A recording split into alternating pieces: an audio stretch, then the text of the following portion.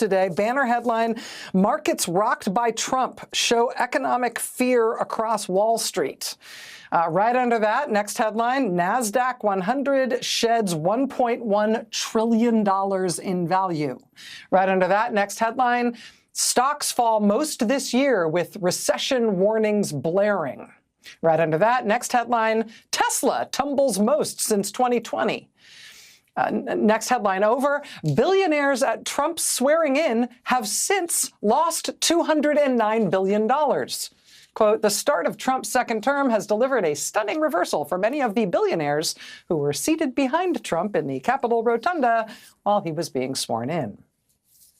That was the front page at Bloomberg News today. Banner headline at NBC News this afternoon, quote, markets suffer brutal sell-offs as recession fears grow. This was the banner at USA Today. Quote, stocks plunge amid recession fears. Here was CNBC. Dow tumbles nearly 900 points. NASDAQ suffers worst day since 2022 as recession fears erupt. Tesla shares plunge 15%. That's in a day, suffering steepest drop in 5 years. Musk says he is running his businesses, quote, with great difficulty as shares tank. And it just keeps going. I mean, how specific do you want to get? Tariffs are lose-lose for U.S. jobs and industry, economist says. BlackRock executive says Trump deportations will have severe impact on agriculture and construction. Fintech, meaning financial technology stocks, plummet as Wall Street worries about consumer spending. And even this one, industry-specific, another industry-specific one. Delta Airlines slashes earnings outlook, citing weaker U.S. demand. Why is Delta citing weaker U.S. demand for air travel? It's because, quote, demand in the domestic market for air travel slumped in February after a series of aviation industry accidents, winter storms, and reduced government travel.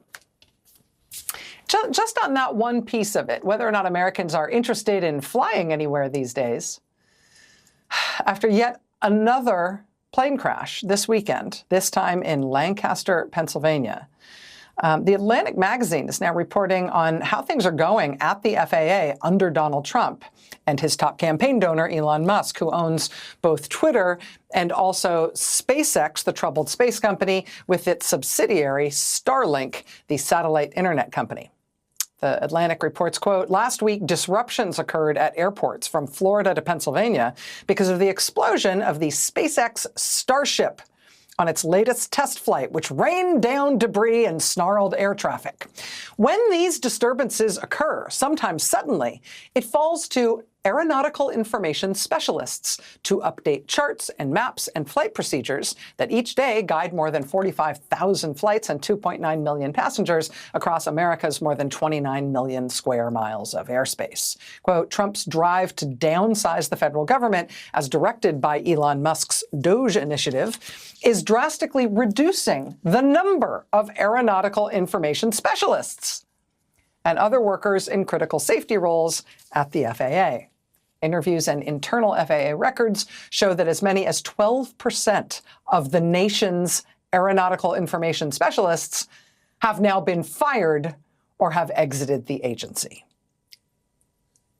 12% of everybody who has that job in America is gone since Trump took over. Aeronautical information specialists, the people who rewrote planes when bad stuff happens. This, of course, comes after the New York Times reported on a confrontation a few days ago at the White House between Musk and the Fox Business Channel host who Donald Trump saw fit to install as our nation's transportation secretary. Quote, Mr. Duffy said the young staff of Mr. Musk's team was trying to lay off air traffic controllers. Quote, what am I supposed to do? Mr. Duffy said. I have multiple plane crashes to deal with now, and your people want me to fire air traffic controllers?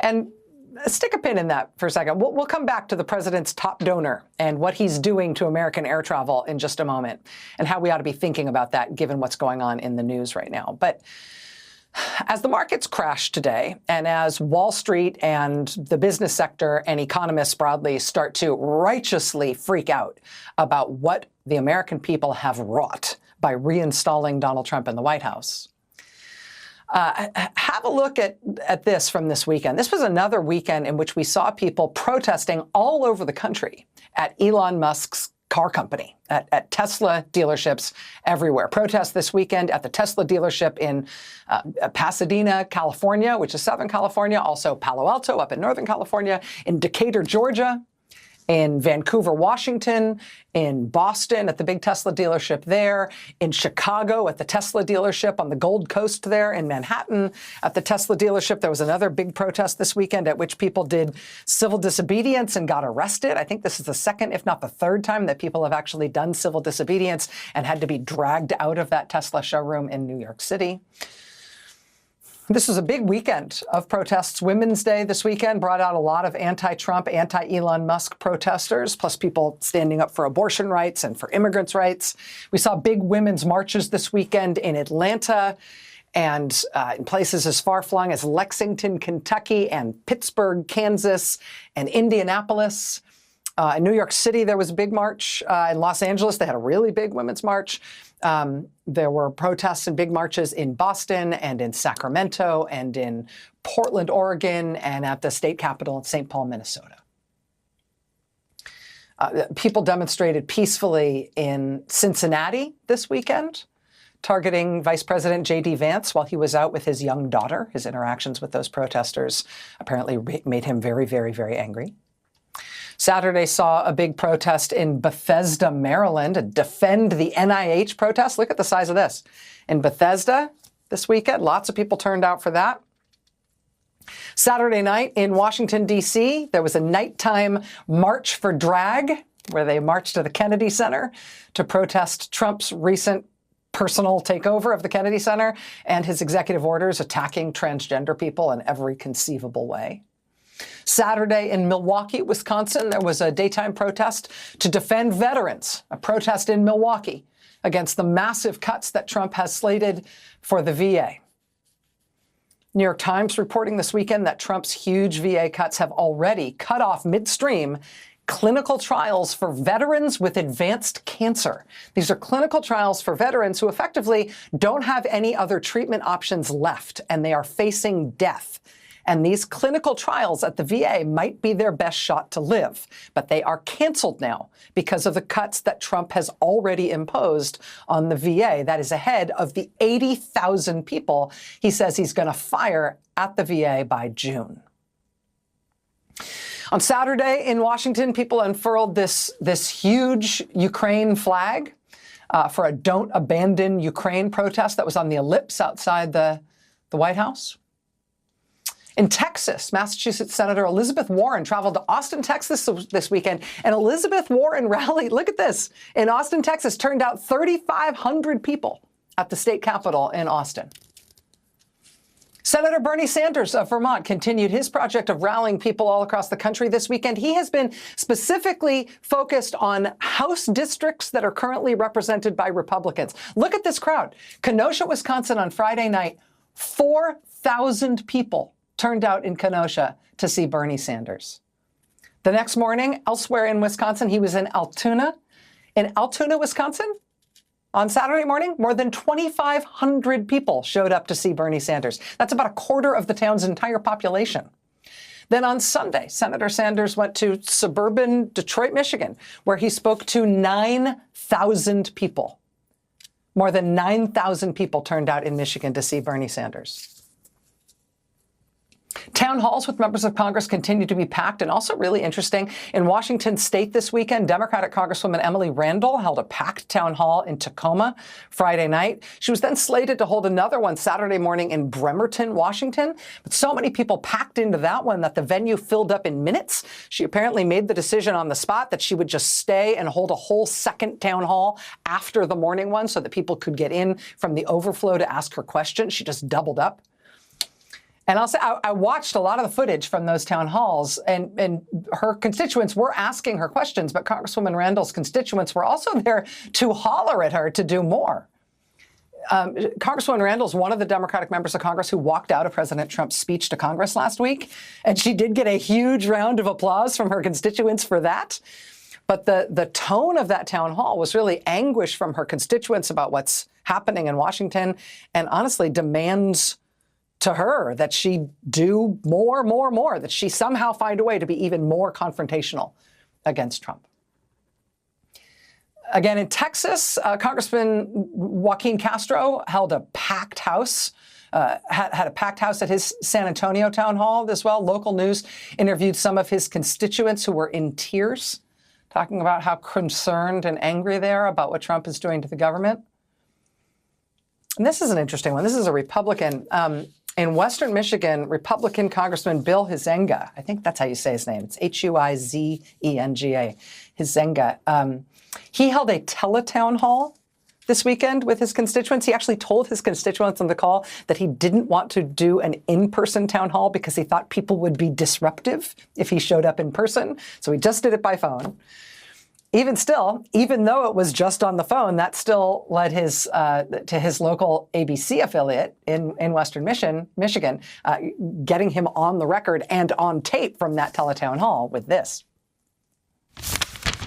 Take a listen to what one person asked and how he, in part, responded. I've got a lot of angst, and hopefully, I'm hoping the Congress will stand up and say, yes, you are allowed to do this, Mr. President. No, Mr. President, this has to go through Congress.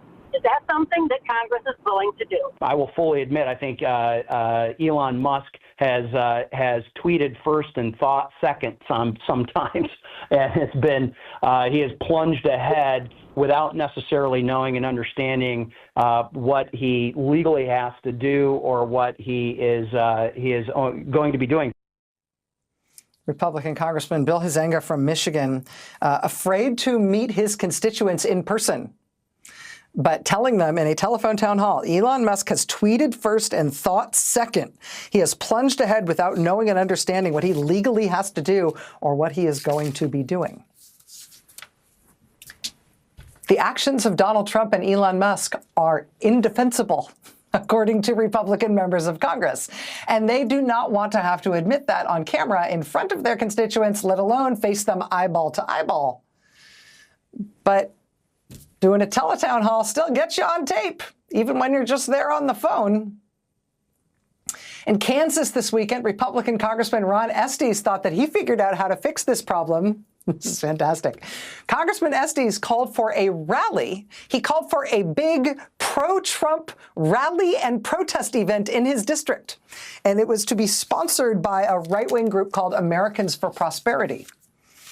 So this event, it was Saturday in Wichita, Kansas, again, called by the congressman to telling his constituents to show up to protest for Donald Trump. And the event was drowned out by a much larger group of anti-Trump protesters who showed up to protest against Donald Trump and also against their Congressman Ron Estes.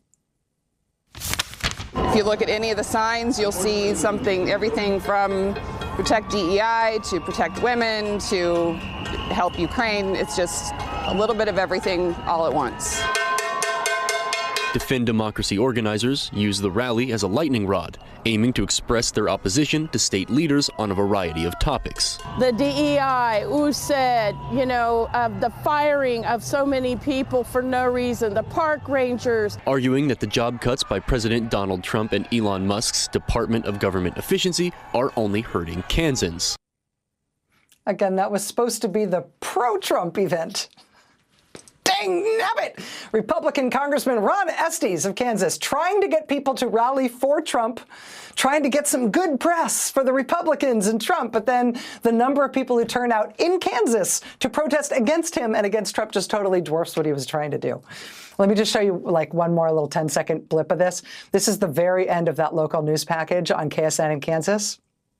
Now, Congressman Estes, how'd it go trying to get some good press for your pro-Trump event that was totally swamped by anti-Trump protesters? How did it go? We intended to speak to Ron Estes, but he left the rally before addressing the media present. Here for you, Peyton Steiner, KSN News 3. Republican Congressman Ron Estes of Kansas. Step 1, invite the media. Step 2, forget that your own constituents are horrified at Donald Trump and looking for any opportunity to protest him. Step 3, leave without talking to the media. Very important. Hope that they forget that you are the one who invited them to be there, to show off all the Trump love in your district. There were also good-sized protests today in New York City after the Trump administration sent immigration agents to address a legal permanent resident of the United States, a green card holder, who had also been involved in protests against Israel's war in Gaza at Columbia University. Tonight, a federal judge in New York has blocked the Trump administration from deporting that young man and forcing him out of the country, despite the fact that he is a legal permanent resident and has a green card. That federal judge has called a hearing on the matter on Wednesday, says he wants everybody involved in that case to be there in person for that hearing, and that young man cannot be sent out of the country. In this case, the administration has made clear that's not only something they want to do, it's something they want to do specifically and only because of this man's political views. There's no criminal allegations against him. There's no, material support of terrorism allegations against him or anything. There's nothing. They just don't like his politics, and they see that as reason to revoke his legal status in this country and try to force him out. Secretary of State Marco Rubio, in addition to defending and advancing that, also joined with Elon Musk this weekend in a bizarre attack on our ally Poland. I mean, just for context here, many observers believe that after Trump gives Putin free rein to do what he wants in his war in Ukraine, Putin will keep going and push into Georgia in the south, which he already invaded in 2008. In the southwest, he's already got a big footprint in Moldova. He appears to be aggressively meddling in the government and elections of Romania already. And of course, due west of Ukraine, sharing a long land border with Ukraine, is our very close ally, Poland. This weekend, President Trump's top campaign donor, Elon Musk, tweeted insults at the foreign minister in Poland and bragged about how Ukraine would collapse without what he called my Starlink system. My Starlink system. That's his satellite internet terminals that are widely used in Ukraine and that Poland mostly pays for. Secretary of State Marco Rubio then jumped in on that and demanded that the Polish foreign minister should say thank you to Elon Musk. And there's a lot to say about this radical 180-degree shift the United States is currently making, switching sides in the world and in the war to join Russia and turn against our allies. I mean, Poland has just announced that it's now going to require every adult male in the country to undergo military training, and they are going to more than double the size of their army. And that is not because they're trying to make anybody feel impressed about their defense spending. It's because they're expecting to soon be at war with Russia because they are expecting Russia to invade them. France has announced that now that the United States no longer appears to be allied with Europe, and it has been our nuclear umbrella that has been seen as the primary nuclear defense of Europe, President Emmanuel Macron of France is now saying that since the United States no longer appears to be allied with Europe, it may have to be France that posts its nuclear weapons as protection all over Europe now. They're talking about wildly expanding the nuclear deterrent afforded by France in Europe. Both Poland and Germany are also now talking about getting their own nuclear weapons. Oh, good.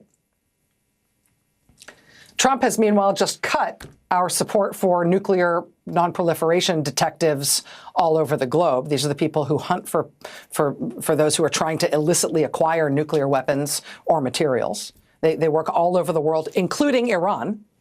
Trump has just cut our funding for those activities. Wired magazine reports that Trump and Pete Hegseth at the Pentagon are about to cut 75% of the Defense Department programs that aim to stop proliferation of nuclear weapons, as well as chemical and biological weapons. NBC News reports tonight that Trump additionally is just going to fire 8 to 10% of all the generals and admirals at the senior levels of the United States military, because sure, why not? That one he's going to put a bow on when he delivers it to Red Square, I think, right? That one's extra special. But amid all the things going on with our flipping sides and us now berating and hurting our previous allies, while we take very, very ambitious steps to destroy not only our alliances, but our own military power, our intelligence relationships, and our own economy. While we're doing that, right? Gutting the U.S. federal government, hurting the military, hurting our intelligence relationships, ruining our alliances, and trashing the economy. While we're busy with all of those things, there's just one other thing that kind of, I think, brings all sides of the news today together. Remember at the top I said stick a pin in that? I mentioned that there's this new reporting on the impact of what Trump and Musk are doing at the FAA, Federal Aviation Administration, amid all these plane crashes and the crisis they are causing by firing all the people who keep the planes in the sky. At the Atlantic magazine, Isaac Stanley Becker reports on a SpaceX employee who has now been installed at the FAA, quote, to deploy equipment from Starlink across the FAA's communication network. Starlink, of course, Elon Musk's satellite internet terminals company. The directive, quote, promises to make the nation's air traffic control system dependent on Elon Musk, using equipment that experts say has not gone through strict U.S. government security and risk management review. So just put those two things together. Well, we've got, this weekend, Elon Musk threatening our ally Poland, which is more than doubling its army, talking about nuclear weapons, and preparing to be invaded by Russia. We've got Elon Musk threatening them, saying, you know, my Starlink system, my system, is what is determining the course of the war right now. So be quiet, small man. He actually said that, be quiet, small man. It's my technology, my Starlink system that is deciding the war. I'm the one. And while we've got Musk behaving that way against one of our allies when it comes to Starlink, we apparently are simultaneously giving over all U.S. airspace to Starlink as well by letting him take over U.S. air traffic control technology at the FAA, installing his own company in place of the companies that have been cleared by the FAA to provide that technology. Not to put too fine a point on it, but as noted today at The Atlantic, quote, Starlink presents many risks, said one expert. Quote, part of the risk is that Musk could simply choose to switch the devices off. If Starlink runs American airspace, because that's what Donald Trump is letting his top campaign donor do, that gives Elon Musk the ability to shut down American airspace at will. Because after all, Starlink is my Starlink system, according to him, and he can do with it what he wants. Now Donald Trump says that's what's going to run air traffic control in the United States. Seem like a good idea? Over the weekend, Arizona U.S. Senator Mark Kelly went to Ukraine, where he met with Ukrainian officials and soldiers and ordinary people living with the fallout from Russia's 3-year invasion of that country. After he got home, Senator Kelly posted about his trip on Elon Musk's social media platform, Twitter. He said in part, quote, just left Ukraine. What I saw proved to me that we can't give up on the Ukrainian people. Everyone wants this war to end, but any agreement has to protect Ukraine's security and can't be a giveaway to Putin. Putin is a war criminal who targets hospitals routinely. I visited one in Kyiv. Injured soldiers told me how they wanted to get back to the fight. Nurses there shared their stories of the invasion with me through tears. He said, I met with Ukrainian pilots flying challenging combat missions against the Russians who are protected by a considerable electronic warfare and surface-to-air missile system defense. When Trump cut off these Ukrainian pilots from U.S. intelligence that they needed to plan their missions, he blinded them to the threat and he put them and their aircraft at risk. But worse than that, it helps the Russians advance further into Ukrainian territory to murder more Ukrainians. President Trump says the Russians are, quote, hitting them hard in a tone of voice that implies approval. It is sickening to see from an American president. Quote, hitting them hard means more dead Ukrainian kids. Senator Kelly says, quote, I visited the Wall of Remembrance to pay tribute to Ukraine's dead soldiers. I'm bringing back what I saw and learned from Ukrainian leaders, service members, and the Ukrainian people to show the direct impact our support is having on the ground. He says the world will become a very cold and lonely place if we continue this ridiculous, screw you, go it alone foreign policy. It is dumb, and it will not age well, and it puts you and your kids and your grandkids at risk. After Senator Kelly posted that online, he got a response from President Donald Trump's top campaign donor. Elon Musk said in response to the combat veteran, Navy commander, and U.S. astronaut, quote, "You are a traitor." Senator Kelly then responded by saying, "Traitor? Elon, if you don't understand that defending freedom is a basic tenet of what makes America great and keeps us safe, maybe you should leave it to those of us who do." Joining us now is Arizona U.S. Senator Mark Kelly. Senator, I really appreciate you joining us this evening. I know you've had a lot of travel time recently. Do you care lefty or right here? It doesn't matter. Do I got you? It was, yeah, I can hear you. Okay, I can hear you now, too. Go ahead, sir. I can hear you now. All right. Yeah, sorry about that. I thank you for having me on the show. It's a long trip to get there. It's exhausting. It's really important to do it, especially now. I mean, I can't believe what's going on. It seems like our country, well, at least the Oval Office, has switched sides in this conflict. And to meet with the Ukrainian people, you showed the two nurses on the screen there, Tatiana and Irina were their names, and their story is just heartbreaking. It is so sad. You didn't share the part, I think. I think it's important to hear what they experienced. They watched children that they knew being raped by Russian soldiers in front of their parents, and then those kids murdered by those Russian soldiers in front of their parents. It was heartbreaking. It is horrendous. It'll never be forgiven. Those soldiers were sent there by Vladimir Putin to destroy this country. Putin is an existential threat to Ukraine, to Europe, ultimately to us. Those women come to work every single day and try to take care of these veterans. It was one of the saddest things I've seen since I've been in this job. And just to think right now where we are, they're going into this negotiation in Saudi Arabia. I hope it goes well. Nobody wants this to end as much as the Ukrainian people. But Rachel, this has to end in a way where Ukraine has dignity and has their territory back, in a way where they're stronger. And what Donald Trump has done, I mean, he has really set up these negotiations in a way that not only make us look weak, but they put Ukraine in a really horrible position. In terms of these negotiations, such as they are, that are happening, in terms of the posture of the U.S. towards this conflict, it appears to me from the outside, just as a citizen looking at this, that nothing has been asked of Russia, and that to the contrary, everything that Russia might conceivably have asked of the United States, short of U.S. troops bombing Ukraine itself, has been offered to Russia without concession by this president. I don't know why Marco Rubio personally feels like the right vessel for that, given his previous clear-eyed warnings about and criticism about Vladimir Putin.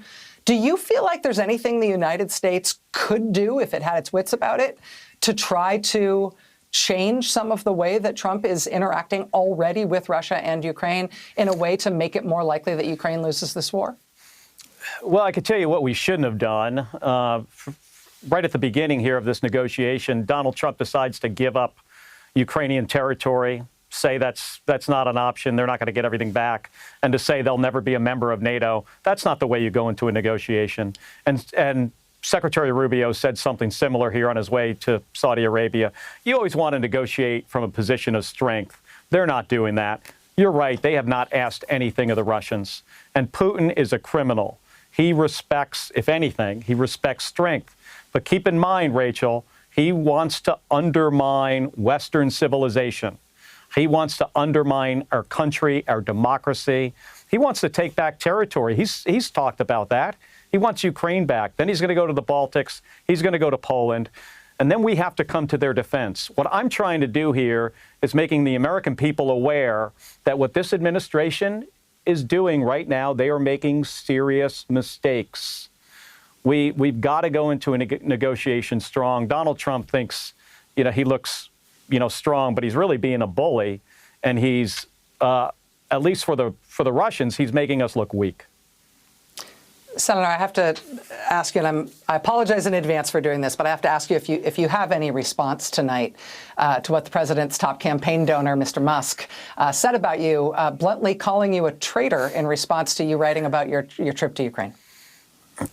Well, Rachel, when I was 22 years old, before getting sworn into the Navy, or as I was getting sworn in to the United States Navy, I swore an oath to our Constitution to protect and defend the Constitution. I have lived that oath my entire life. I flew in combat in the first Gulf War. I served in the United States Navy for 25 years. I spent 15 years at NASA risking my life flying the space shuttle. And the only oath I can think of that maybe Elon has sworn is an oath to his own checking account, to his pocketbook, an oath maybe to ruining the lives of veterans. I had veterans in my office last week who, after really good performance reports, found out that Elon Musk fired them for poor performance. He has ruined these people's lives. They were serving our country again in very valuable roles, and they did not deserve to get fired by an email from an unelected billionaire. So I think Elon needs to, go back to making rockets. That's what he should focus on. He shouldn't be focused on this slash and burn of the federal government. And by the way, Rachel, he's doing it for one reason. He's doing this so they create a little space so the big giant tax cuts that they're going to give for millionaires and billionaires do not look as bad, does not add as much to the debt and deficit. And the way he's going to do it is he's firing people. And then on top of that, he's going to cut health care for kids that a third of kids get their health care, or a third of people that get their health care from Medicaid are children, and he's going to cut health care for seniors, all to give this big tax cut.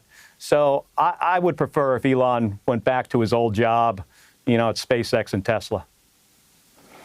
Well, it seems like certainly Starlink or SpaceX could use some executive help at this point. Maybe some more time might be available. Senator Mark Kelly, I really appreciate you taking time tonight. Thank you for talking to us tonight, sir. Thank you, Rachel. Started with an ad in the New York Times. It was 1960, March 29th.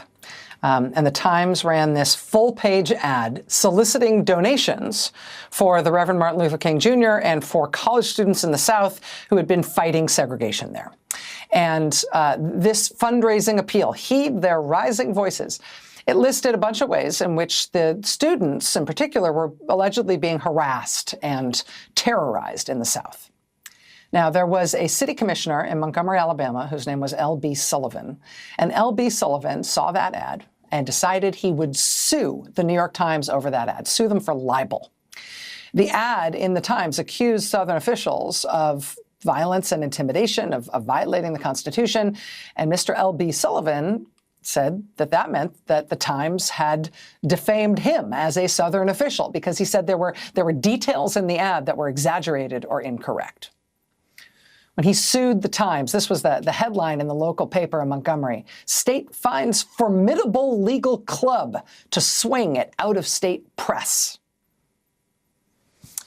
In his new book, which is called Murder the Truth, New York Times reporter David Enrich describes what happened next. He says, quote, "Sullivan's lawsuit went to trial in the Montgomery courtroom of Judge Walter Jones, who maintained segregated seating, was a devout promoter of all things Confederacy, and who believed in what he called the white man's justice. As the Sullivan trial was about to get underway, some prospective jurors showed up to court in Confederate costumes, toting pistols. Quote, "It took the jurors barely 2 hours to return a verdict against the New York Times. The paper was ordered to pay Sullivan $500,000. It was the largest libel judgment in the state's history. Quote, for racist Southerners, this was the equivalent of a green light. The courts could be used to scare the press into silent submission." The New York Times, fearing a tidal wave of litigation, banned its reporters from setting foot in Alabama. The Times' lawyers urged staff not to write articles that detailed the state of Alabama's institutionalized racism. That wasn't the end, though. The Times eventually got this case with L.B. Sullivan taken all the way to the U.S. Supreme Court. And in 1964, the Supreme Court surprised everybody with a landmark, unanimous Supreme Court decision that changed journalism in this country forever. In the simplest terms, the precedent means that there can't be free speech and a free press if news outlets can be sued into oblivion over mistakes or good faith errors. The court established a new standard. A public figure suing a media outlet for libel would have to prove that the outlet knowingly lied or acted with reckless disregard for the truth. David Enrich writes in his new book that after the Sullivan decision, quote, reporters uncovered wrongdoing in Vietnam and the White House and the Pentagon. It was not a coincidence that the Washington Post cracked open Watergate in the years after Sullivan. If the burden of proof in a defamation case had still rested with the defendant, with the press, and if even honest mistakes had remained punishable under the law, the costs of publishing such a series of investigations might have been prohibitive. As his presidency circled the drain, Richard Nixon blamed the Sullivan decision and had his administration craft legislation that he hoped would supersede the precedent and put the media back in a pen. Richard Nixon did not succeed at putting the media back in a pen, but he would not be the last to try. David Enrich makes a compelling and alarming case in this very important new book that the legal protections that undergird the free press in this country, that make it possible to do adversarial, investigative journalism in this country, they're on much shakier ground than we may realize. Donald Trump and his allies have made no secret of their desire to criminalize journalism, with constant attacks on the media as the enemy, and an explicit campaign promise from Trump that he would somehow, quote, open up America's libel laws. That means something specific. Trump's billionaire supporters have already launched aggressive legal attacks on media outlets that are specifically designed to bankrupt those outlets and shut them down, and they have had some success with that. A once fringe right-wing idea that the whole New York Times v. Sullivan precedent could be overturned is now publicly supported by 2 Supreme Court justices. The attack on this foundational protection for the free press in this country has been a long time coming from the far right, but it looks like it may finally have arrived. This is from the new book, Murder the Truth, by New York Times reporter David Enrich, which comes out tomorrow. Quote, around the time that the first Trump administration began reshaping the federal judiciary, a handful of lawyers, judges, and politicians embarked on another quest, one that went far beyond the traditional efforts to complain about and sow distrust toward the media. Their goal was to eviscerate the long-standing Supreme Court rulings that shielded journalists, activists, and everyday citizens when they wrote or spoke critically about important people and institutions. Joining us now is David Enrich. He's business investigations editor at the New York Times. His new book is called Murder the Truth: Fear, the First Amendment, and a Secret Campaign to Protect the Powerful. It comes out tomorrow. David, I've really been looking forward to talking to you about this. Thank you so much for being here. Congratulations on the book. Thank you. Thank you so much for having me. I have to say, I was hoping as I got toward the end of the book that you would reveal the big plan to save the First Amendment and save the free press. You have documented exhaustively how we got to this point where the legal protections for the press are so endangered. Do you think that there is a way to save the press and save these protections? I mean, I think that's going to really depend on how persuasive the media is and advocates for a free press are at pushing back against this concerted right-wing campaign to delegitimize and weaken the media. Because for a great many years, that campaign has been gaining momentum and gaining force. And I think it is really, it's accelerated with the arrival of Trump and his allies. It predated them to a certain extent, certainly predated this current White House, but we're seeing those efforts very much intensifying just in the past 8 weeks alone. And so I think it's going to take a real concerted effort by the media to really improve its trustworthiness and be more transparent and accountable, but also really to just gain some support across the political spectrum, because the First Amendment protects everyone. It does not just protect mainstream media or liberal media, it protects conservative voices too. And I think that's an argument that needs to be articulated a lot more to people in positions of power right now, that when you mess with the First Amendment, you're messing with everyone's rights, not just a select few. I think that one of the things that you make clear in the book that I felt like was really valuable is the relationship between protections for the press and solid democracy, and having a sense of the population knowing what the government is doing, holding the government accountable, and making the government do fewer bad things. I mean, that connection that you can't, the whole democracy dies in darkness idea, as poorly phrased as that is really clear. This institutional protection is part of why we've had the solidity in our democracy that we have come to enjoy. I have to wonder if the sort of growing libel industry and defamation industry that you describe is part of why our democracy is weaker now. If the notches they've already put in their belt against the press and making the public hate and distrust the press, I think you're suggesting that the feedback loop is there in terms of whether or not the public is benefiting from what the press does for our democracy. Yeah, I mean, I think there's no doubt that the public benefits greatly. And look, this is a story in the book about Trump and his allies, including his allies on the Supreme Court, weaponizing the law to try and silence critics. But it's also a story about how that campaign is already taking place and in many ways succeeding at a much more kind of granular local level. I mean, I talked to journalists, many of whose stories I tell in the book, all over the country, including many local and independent journalists who have been either sued or threatened into submission by local powerful people, whether it's a local real estate developer or their mayor or someone like that. And so we're seeing up and down the food chain, whether it's at an international or national level or at a very kind of community-based level, that the tactics of threatening the media, suing the media, and trying to weaken the legal protections that prevent these frivolous lawsuits against the media, this is part of a big campaign that I think has not really been written about and talked about as much as it needs to be, because it's right there, but people have not connected the dots as much as I think is necessary. And so I'm hoping this book will kind of help shed some light on this and help people understand the legal background and the tactics that are being used.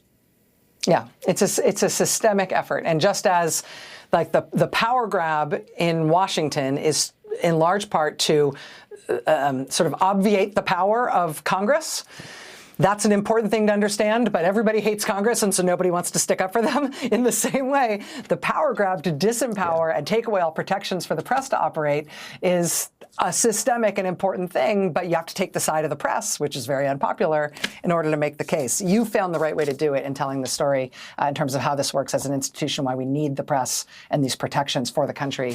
David, congratulations on the book again. I really appreciate it. Thank you so much. David Emrich's new book is called